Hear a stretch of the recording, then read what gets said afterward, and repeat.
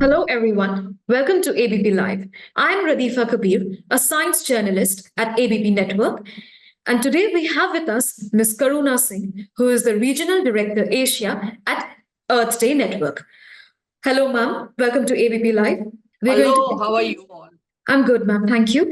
We're going to interview ma'am on the occasion of Earth Day, which is celebrated every year on April 22, to raise awareness about the environment. The theme for Earth Day 2024 is Earth versus plastic, and therefore, a lot of our questions will revolve around plastic pollution and its impact on India. So, ma'am, my first question to you is what must be done to ensure that every day on Earth Day is Earth Day? I think that the weather conditions that we have today are ensuring it for us. We do realize that it is very hot. We don't have enough rainfall. So we are not complacent anymore. Everyone realizes that every day has to be Earth Day. Otherwise, we are going to live in conditions which will become inhabitable for us on Earth. Yes, ma'am. So, ma'am, how is climate change impacting different parts of India, and how will climate change affect weather patterns in the future in different regions of India, and which places are the most vulnerable to climate change induced extreme weather events such as floods, droughts, heat waves, and cyclones? Actually, there's no place that is not going to be affected. But if you say that which are going to be affected the most, it is the coastal regions. It's the flatlands that we have. It is the states where water is already a crisis. These are the ones that will be most affected by climate change. And also areas where people are not living in harmony with nature. If you keep cutting down trees, then you will not attract the rain clouds that come with it. You will not keep the place cool.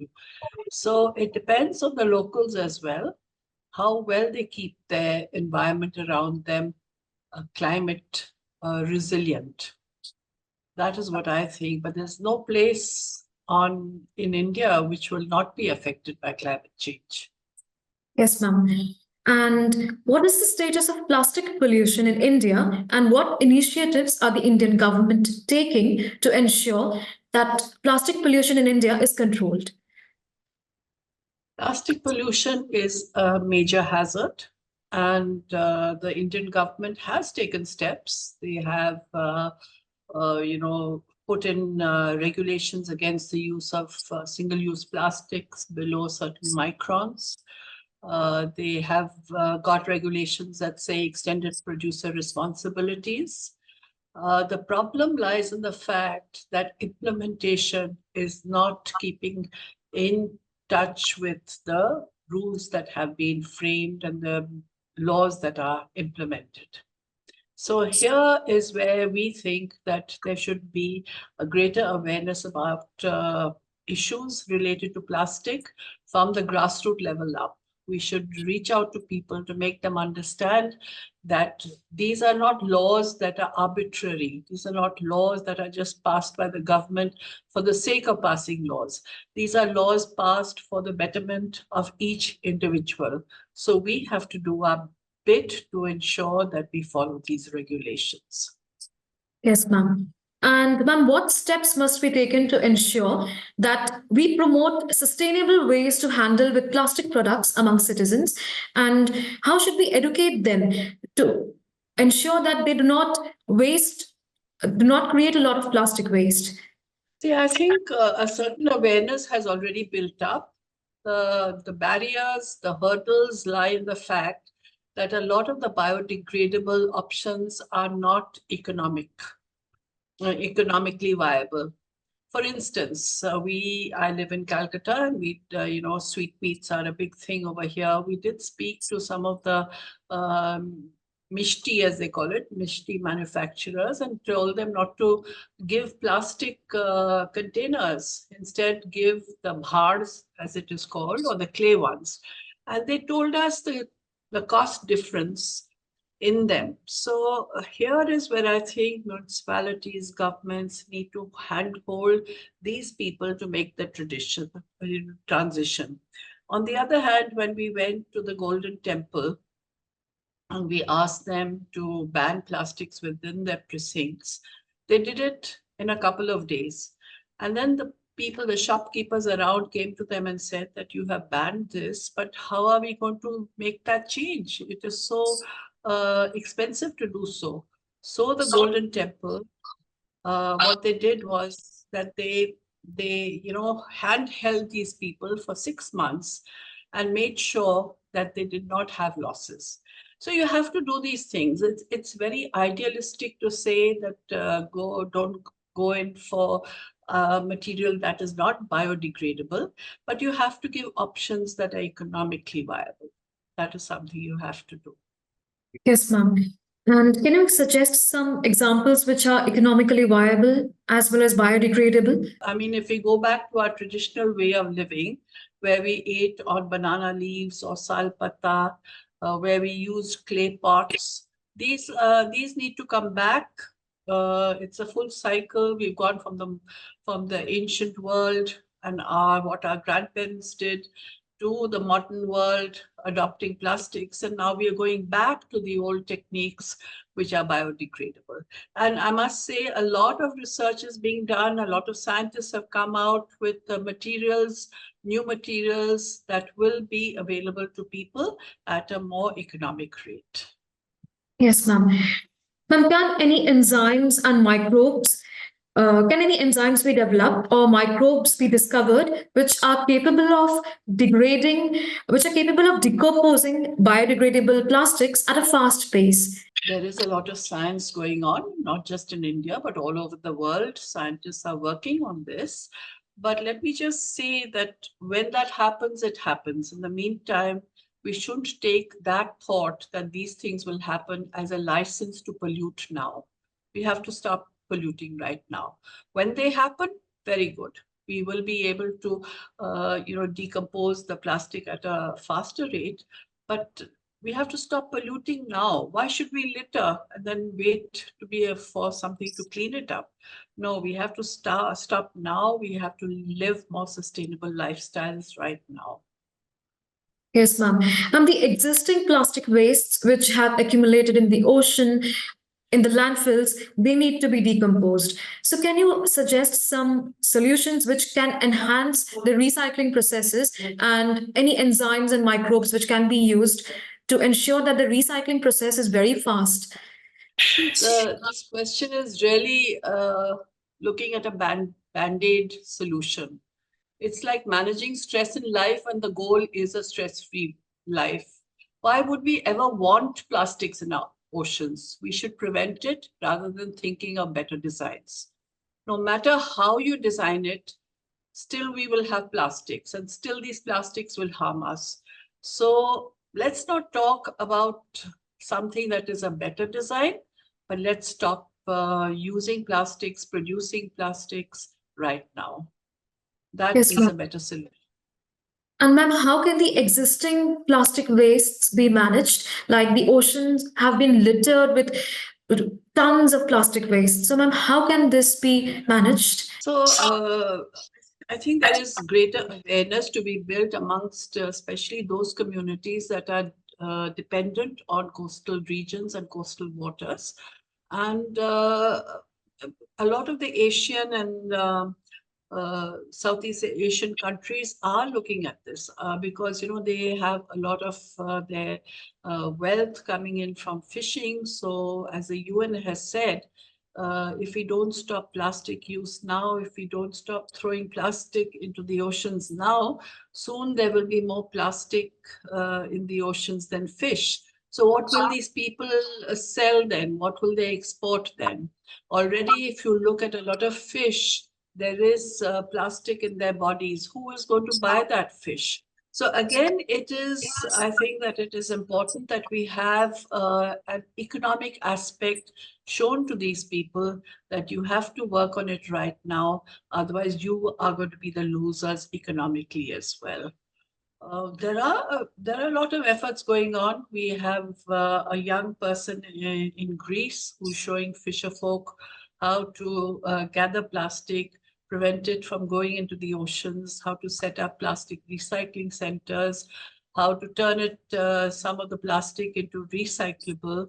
And India also has regulations which says that 25% of the fuel for large burners should come from plastic, because at a certain degree, plastic does not exude fumes. But how many cement plants are doing that? We have tried to talk to them, and they were not even aware of this fact that such a regulation is there, because plastic has 4 times the calorific value of coal. So government has made these regulations. There is regulation by the government that wildlife sanctuaries and other green reserves should ban single-use plastic, but not many have been able to achieve that. In fact, tomorrow we have a webinar with a lot of the forest officials to talk about this. Which are the ones who were able to achieve it, and which are the ones who have not been able to achieve it. And if they haven't been able to achieve it, what were the speed breakers in that? So things have to be done in a manner that people understand. Yes, ma'am. But, ma'am, despite knowing the harmful impacts of climate change, people are not ready to take action. So, there are motivated people around, but what must be done to ensure that everyone is motivated? How can that urge be ignited? That is a major issue, because I personally think that humans, if they understand the harm done to them, they will not continue to use plastic or to pollute the world. So it's large organizations like ABP that can do it. See, my voice might reach a couple of thousand people, but your voice is going to reach many, many more. Why don't film stars and sports personalities come forward to do it? We've been very successful with religious sites. There are so many that have banned plastic use in them. It is like the Golden Temple, Badrinath, Kedarnath, Tirupati, Jagannath Puri has done it, and many others. So the government of Himachal has banned plastics in all the 36 temples it manages. So this is not just that the temple has no plastic in it, but also the devotees get the message. So the call of the hour, the need of the hour is that large influencers take the message forward. Yes, ma'am. And ma'am, India is heavily reliant on coal for power generation. 70% of India's power generation comes from coal. And now India aims to increase its coal power generation. So, ma'am, what are your opinions on this? And what message would you like to give to the government and also to the entire country on this? That is certainly a problem, and that's certainly an issue.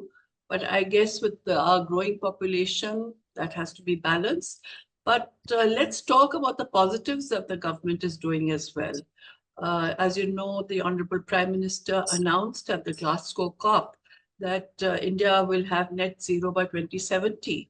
We have the ISA, the International Solar Alliance, that is doing such great work. We have increased the gigawatt capacity of solar.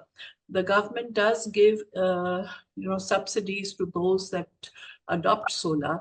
And there are personalities like one of our advisors, Professor Solanki, Chetan Singh Solanki, who's an IIT professor, who's taken an 11-year sabbatical and has pledged not to go home, but to travel around India to show people how to adopt solar energy. So things are happening. Things are happening. And let's keep our fingers crossed that things will happen even faster than predicted. Yes, ma'am. And what more steps do you believe the government should take to control climate change and global warming? I think that the government should, one, implementation should be stronger. The government should give affordable alternatives. Without affordable alternatives, it's very difficult to implement.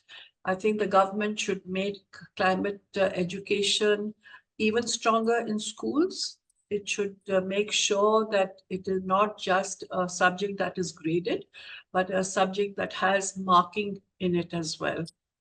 The government should have training for teachers, because in India, climate education, environmental education is across subjects. So it should have more workshops for teachers, so that, say, a history teacher understands how to take it forward. And on our part, the network would be more than happy to help these teachers understand those problems better. Yes, ma'am. And ma'am, plastic production is heavily dependent on the use of fossil fuels. So this has Yes. harmful impacts on the environment. So ma'am, how does it impact different ecosystems and food chains? And ma'am, a similar question is that microplastics are now present everywhere. They are found in the human blood as well. So how is it affecting the food chains, marine life, and other ecosystems? Yes, so I would appeal to all scientists to quicken their research on this and not allow that research to just stay in their hallowed chambers, but to take it down to the citizen level. It's no use just producing a paper on this subject, but you have to take the essence of the paper and make people understand how they're being harmed, how their, the expenses on health will increase much more than not using plastic. So I think this is very, very important. In the West, they have already found microplastics in breast milk, which is very, very worrying, because we always thought breast milk was the best for children. But why is it entering even the breast milk? Are we aware of how much plastic we are imbibing? The UN says that every week we imbibe about one credit card worth of plastic. So the things are there, but I think it needs to be widely distributed, widely understood, and we have to bring in the local government people, we have to bring in municipalities, and a lot of municipalities are doing very good work on this. For instance, the New Delhi Municipal Corporation, it has programs against plastic. One of their very interesting programs is that they have these cloth bags in different markets, and for the price of 20 rupees, you can buy one. And if you return the cloth bag at any of their markets, it doesn't have to be the same market, you get your money back. So initiatives like this have to come forward. We need corporate sector to have initiatives like this. So let's not forget, we are all in it together. If I think that sitting in Alipur in Calcutta, what happens in Uttarakhand is not going to affect me, I'm very mistaken. It is going to affect me sooner or later. So we all are in it together, and that is the first understanding we have to take, that each of us has to do something. We cannot depend on just the governments or just the other NGOs or just the corporate sector to do it. Each one of us has a role to play, and we must play that role. It doesn't have to be a big role. It could be a small role also, but we have to play that role. Yes, ma'am. And ma'am, what do you think that if climate change is not controlled, how will India be impacted in the coming decade? There are enough studies of that. The UN Secretary General has called it Code Red for humanity. So we will not just have problems of reduced harvests, greater heat, but there will be problems also of security. If we have more people, if we have climate refugees compelled to move to other places, we will have disappointments. There's so much that will happen, and we have to reduce that, but all together. Yes, ma'am. Ma'am, as you know, due to global warming, the permafrost is melting, and this increases the chances of releasing harmful toxins and also pathogens into the environment. So, what must be done to control this? Are there any ways? I think scientists have to look into that very carefully. I know that there are some hidden viruses that have appeared in the North Pole area. that were under ice cover, but now because the land has been exposed, those have come out. These are very, very worrying things that are happening. But I am not in a position to tell you exactly how those viruses are going to affect us.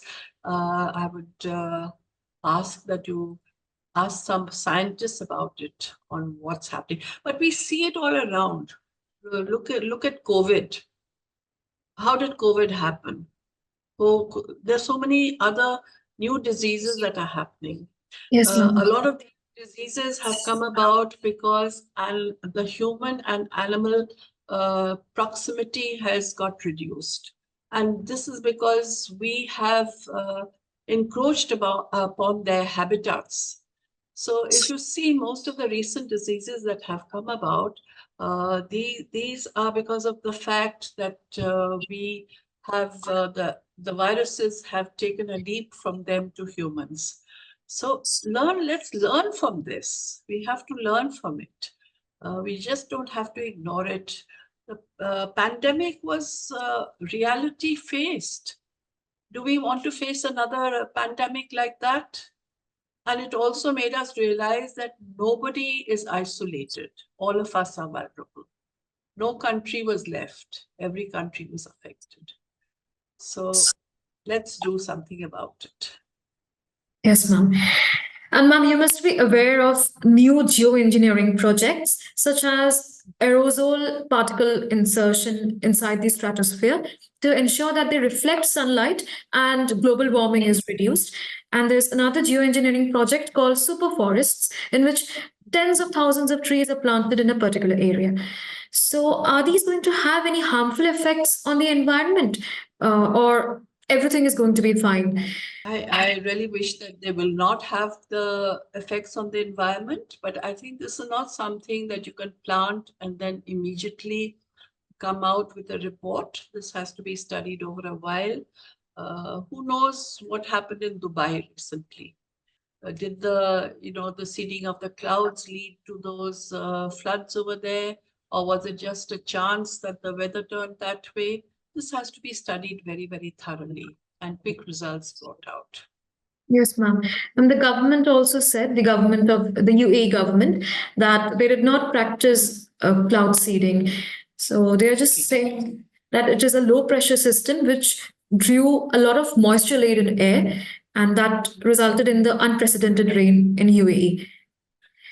Okay, so that needs to be studied to see that why was there change in low pressure being created over there, and those conditions to be avoided. How can we avoid those conditions?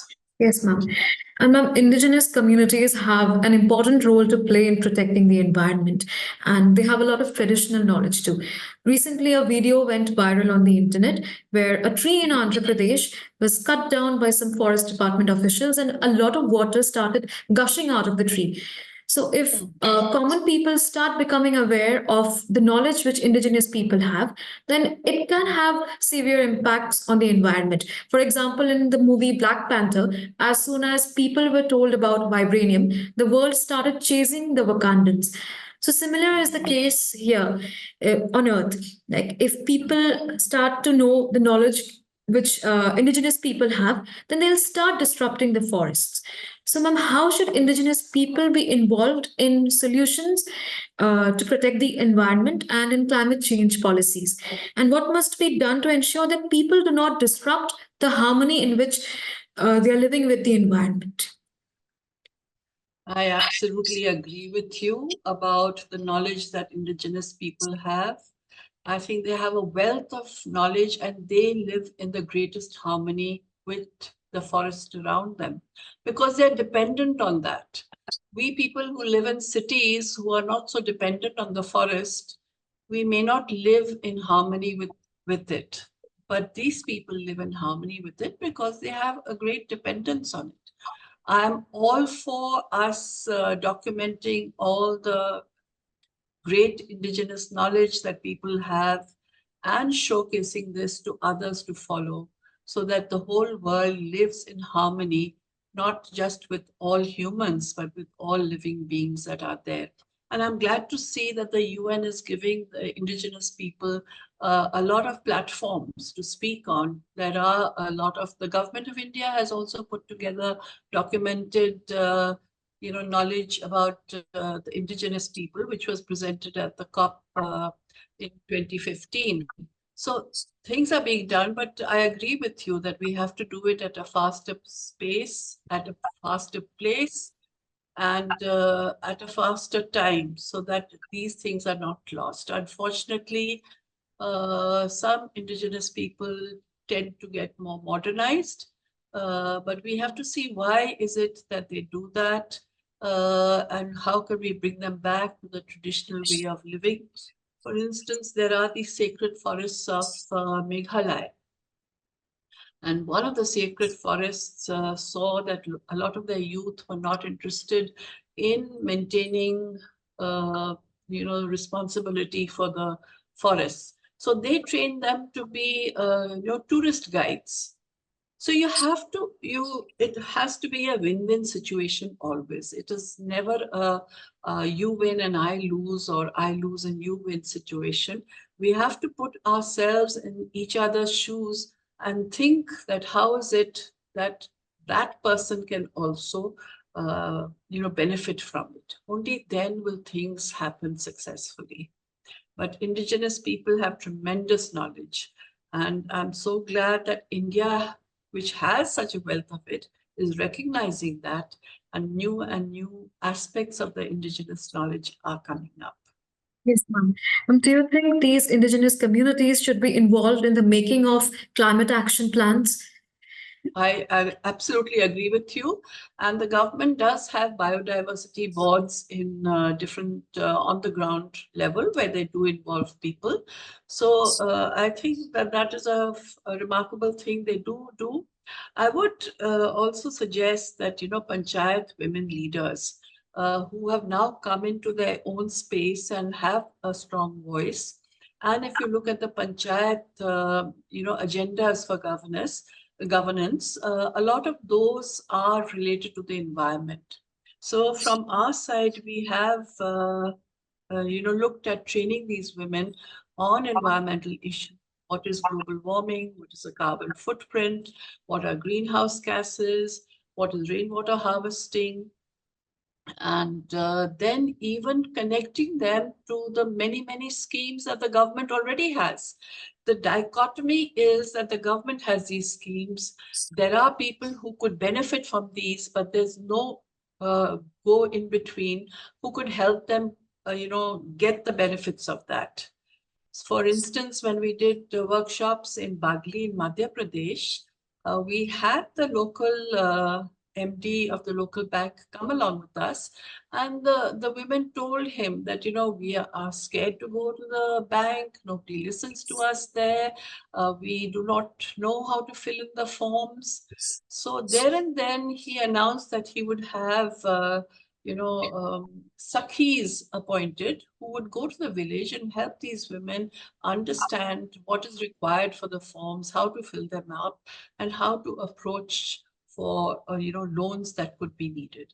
So I think that that's very important. Women leaders today, especially women leaders who have are in areas that have great need for environmental progress, they should have training programs to help them make the educated decisions for the environment.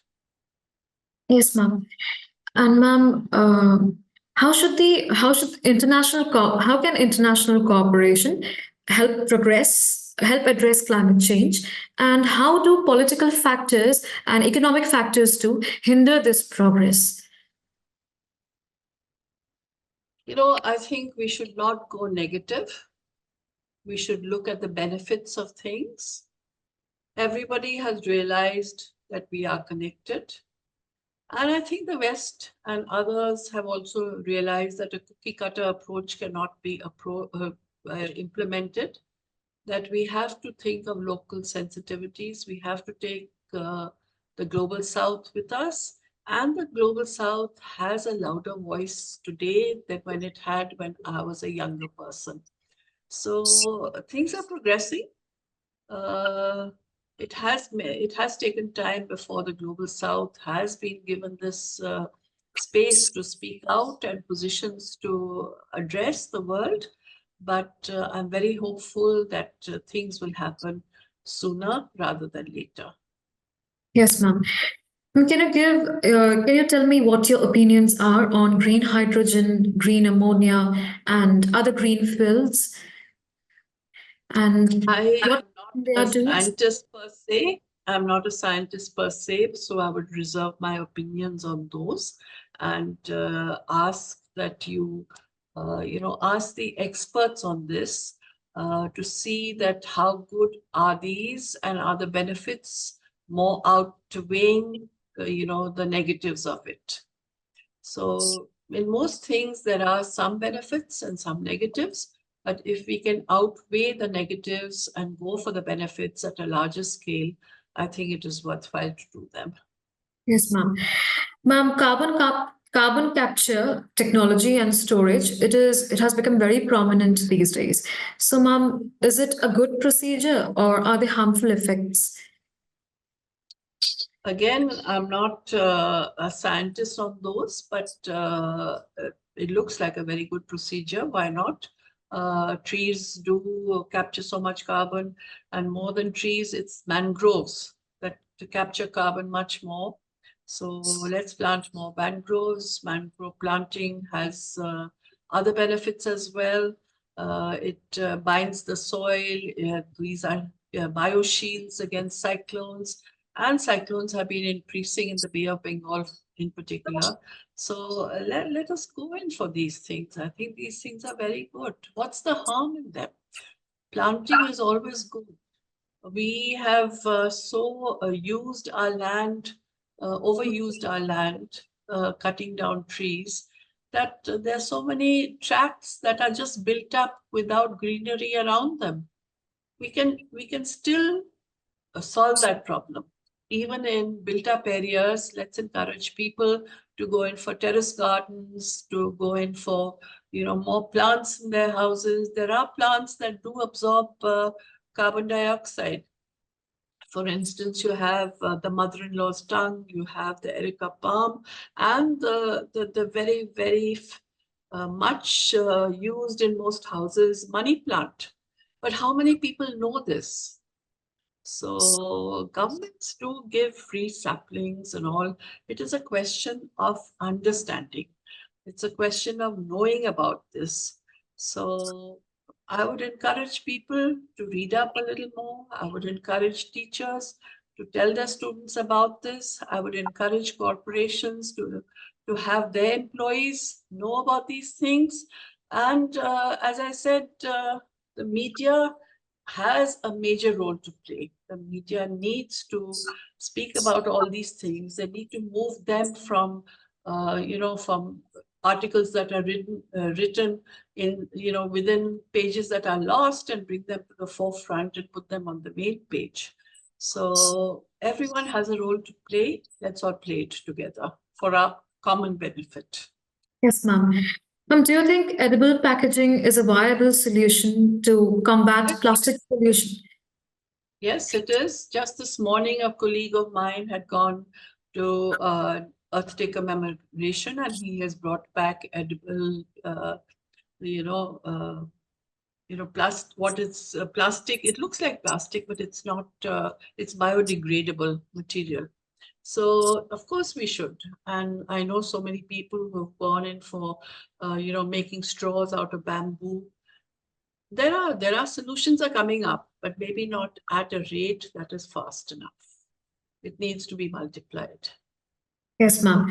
So, ma'am, the most important and the last question is that as citizens of the country, what small steps must we take every day to ensure that the environmental footprint is reduced? Like, ma'am, even if it is a minor step, what should we do? There is so much you can do, and so minor that it's not difficult to do. The first thing is shut your lights and fans when not needed. Unplug your computer, because even if you keep it plugged and you have put the switch off, there is still energy being drawn from there. keep more plants in your surroundings. Don't waste water. Go in for water, saving techniques that are there. Compost all your kitchen waste. Don't throw it into the garbage.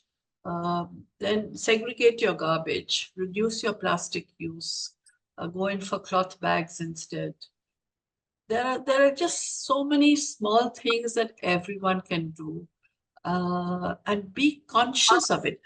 The greatest thing I think those who are educated can do is be the champions, be the spokespersons who will spread the message amongst those who may not have the luxury of being educated. So I would call upon everyone to talk about these issues, to explain how it is to be done, why it should be done to all those around you. Because unless everyone comes in together, or at least the majority come in together, it's going to be a very slow progress to achieve. Yes, ma'am. Ma'am, thank you so much for the wonderful insights and answers. It was a lovely interview. Have a great day, ma'am. Thank you. And tomorrow is Earth Day, and the global theme for Earth Day is Planet versus Plastics. Let's call upon everyone to do their bit to reduce plastic production, use, to encourage scientists to come up with biodegradable options, and to make sure that others understand the harm that plastic does to our health and the health of the planet. Thank you very much. Thank you very much, ma'am.